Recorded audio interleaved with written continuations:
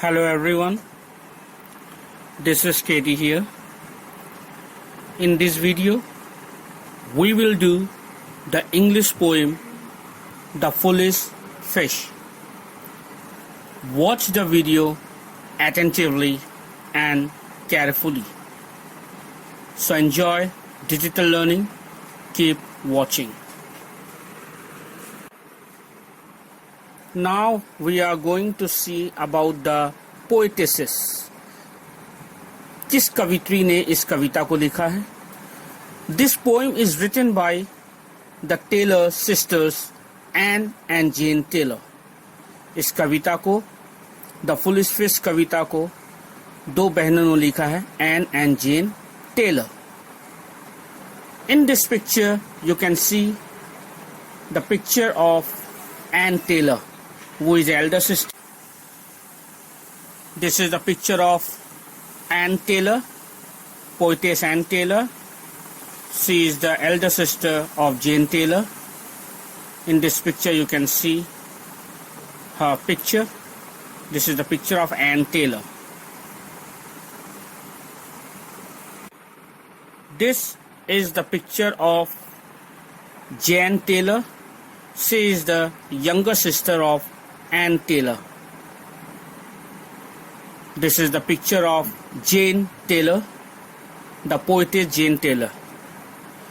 So I have shown the photographs of both.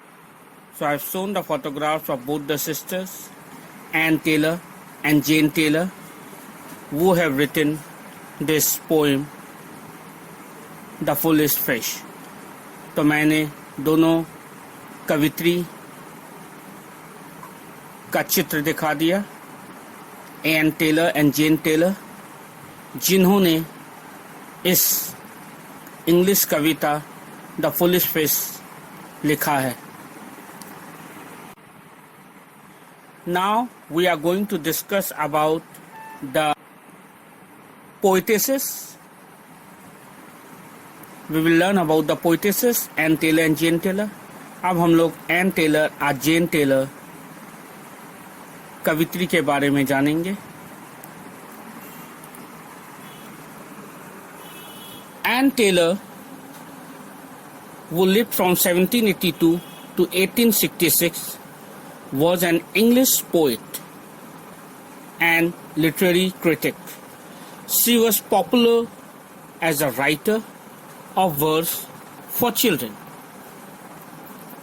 She was the elder sister of Jane Taylor, a famous English novelist and poet.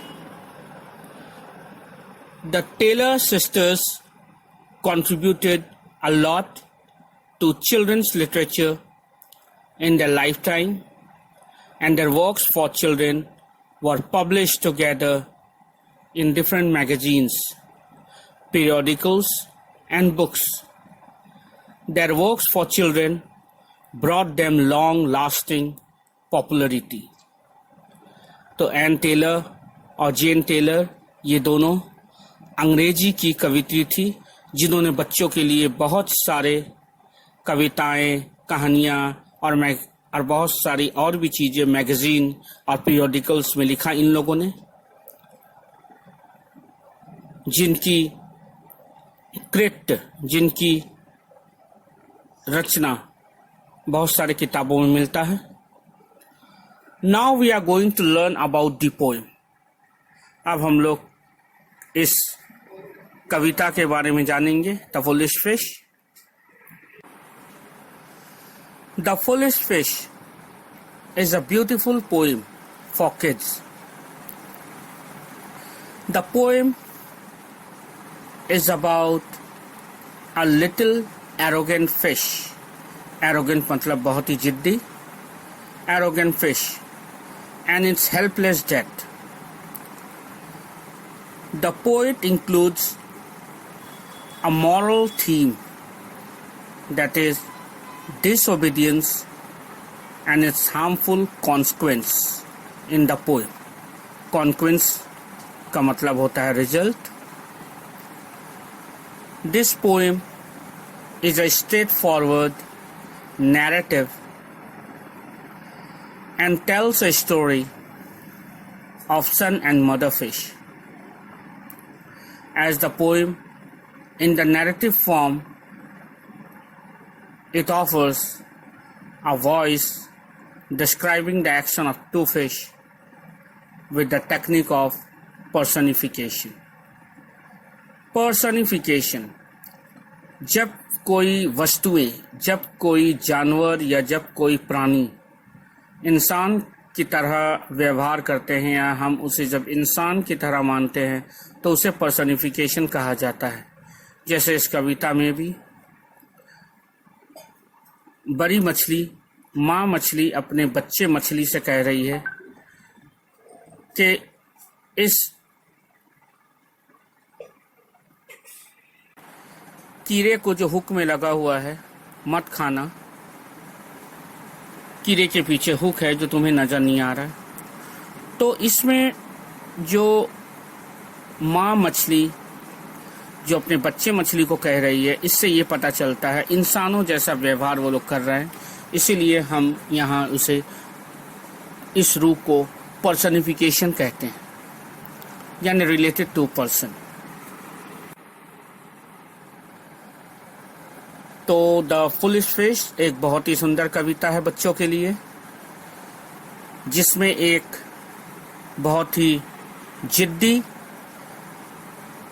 छोटे मछली के बारे में कहा गया है जो अपने माँ की बात नहीं सुनता है, वो आज्ञाकारी नहीं है और माँ की बात ना सुनने के कारण उसे मृत्यु प्राप्त होती है। तो इस कहानी से हमें ये भी शिक्षा मिलती है कि हमें बड़ों की बात, माता पिता की बात सुननी चाहिए। I hope whatever I am describing here, you are understanding properly. Now, let me explain more. This poem is a narrative form. Narrative मतलब इसे एक कहानी की तरह दर्शाया गया है।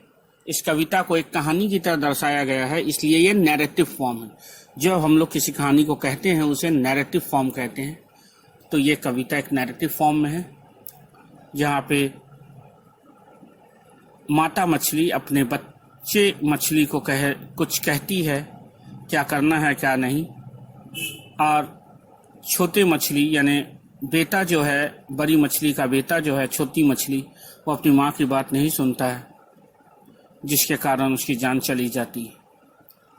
I hope you all have understood till here. Now I am moving further. आशा है आप लोग यहाँ तक समझ चुके होंगे। अब मैं आगे बढ़ता हूँ।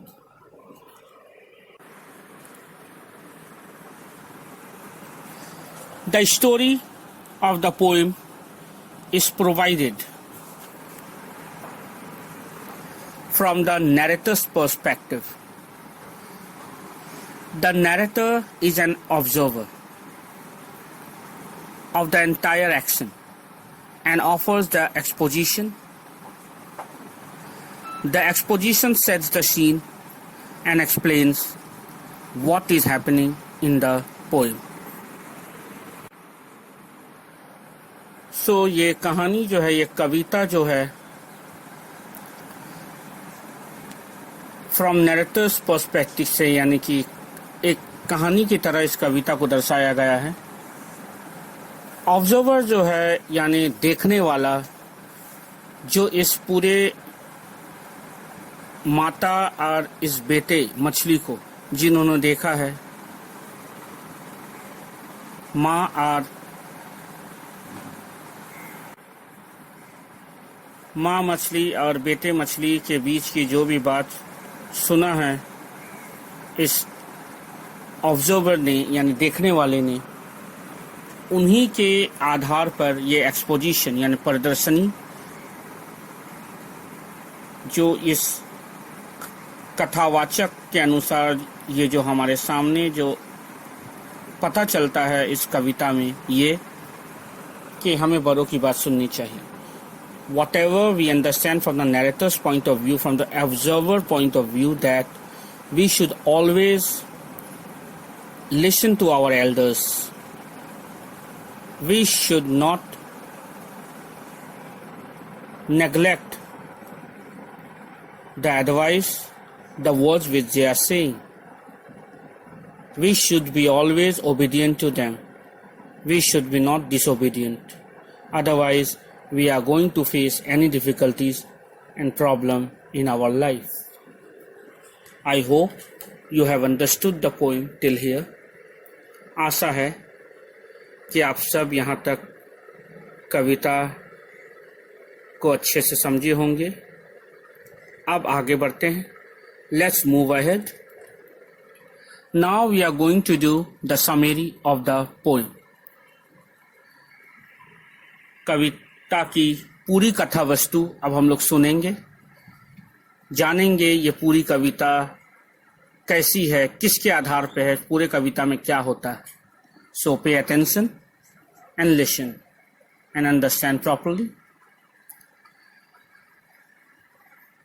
A hungry baby fish saw a worm. एक भूखा छोटा सा मछली रहता है जिसे भूख लगता है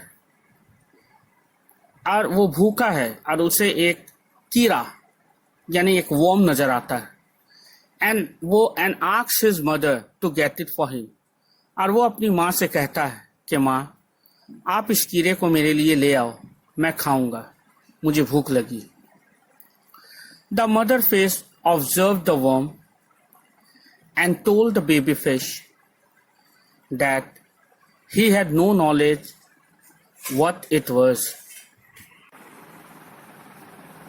अपने बेटे की बात सुनकर माँ उस कीड़े को अच्छे से देखती है, परखती है और समझ जाती है कि ये शिकारी का एक हुक लगा हुआ है, एक कांटा लगा हुआ है. अगर इसे पकड़ने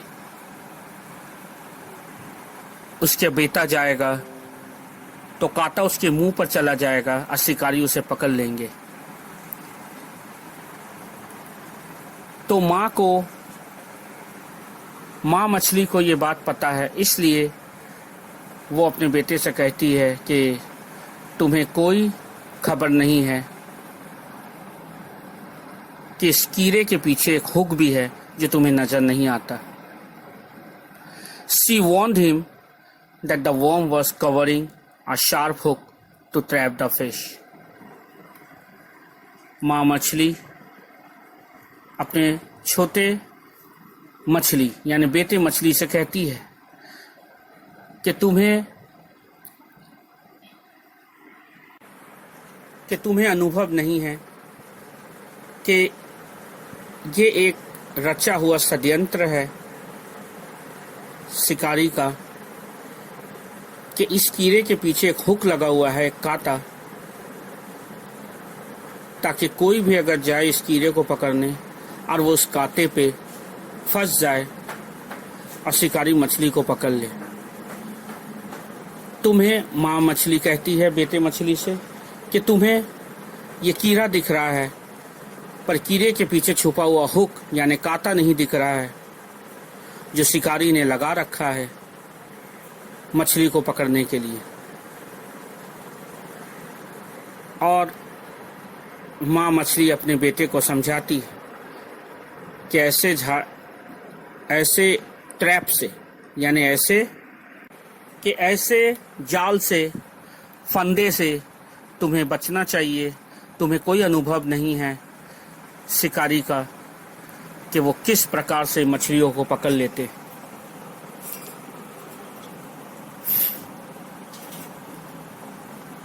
In spite his mother's warning, the little fish swam to the worm and looked around it. अपने माता के इतने समझाने के बावजूद छोटी मछली कीड़े के यानी उस वर्म के आजू बाजू जाते हैं, उसे देखता है, उस कीड़े के आजू बाजू घूमता है, खाने की लालसा में, खाने की इच्छा में. उसकी माता ने जो भी उसे सिखाया था, कहा था, उसने अपनी माँ की बात नहीं सुनी और वो कांटे के आजू बाजू घूमता रहता है, यानी उस कीड़े के आजू बाजू। He didn't see the hook and gave a bite. और वो शिकारी का लगा हुआ हुक को यानी कांटे को नहीं देखता है और वो खाने की कोशिश करता है उस कीड़े को, वर्म को। और जैसे ही वो करता है, he lost his life as he did what his mother had told him not to do. और इस प्रकार से वो उस कांटे पे फंस जाता है और शिकारी उसे पकड़ लेते हैं और उसकी जान चली जाती। उसके साथ ऐसा इसलिए हुआ क्योंकि उस मछली ने अपनी माँ की बात नहीं सुनी थी और अपनी माँ की बात ना सुनने के कारण वो इस मुसीबत में फंस गया। शिकारी ने उसे पकड़ लिया और उसके प्राण चले गए। तो इस कहानी से हमें ये सबक मिलती है, इस कविता से हमें यह सबक मिलती है, द फुलिश फिश से, कि हमें हमेशा अपने बड़ों का, माता पिता का, गुरुजनों का बात सुनना चाहिए। The lesson which we get from this poem is we should always be obedient and listen to our parents, elders and teachers. I hope you have understood the poem till here. आशा है कि आप यहाँ तक कविता को समझे होंगे।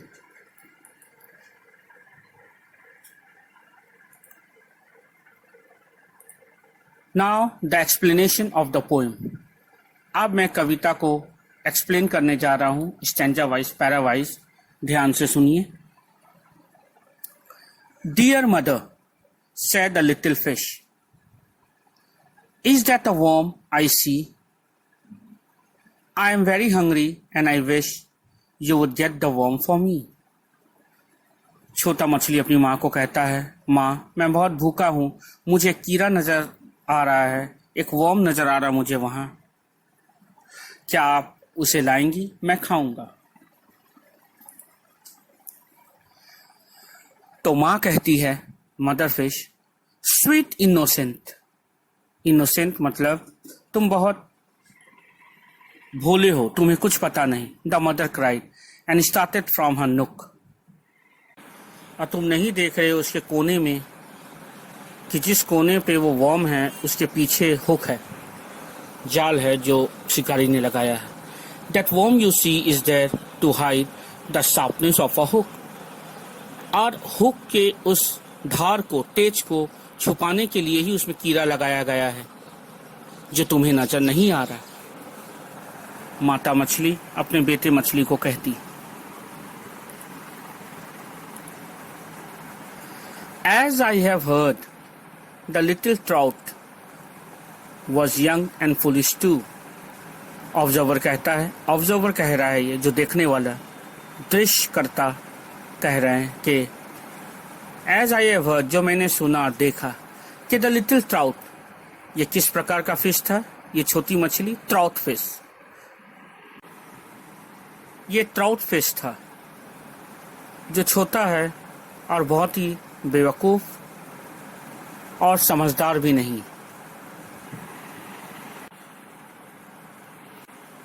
ये ट्राउट छोटा फिश जो है, ये छोटा था और मूर्ख था, यानी बुद्धू था, शिकारी की चाल को नहीं समझता था।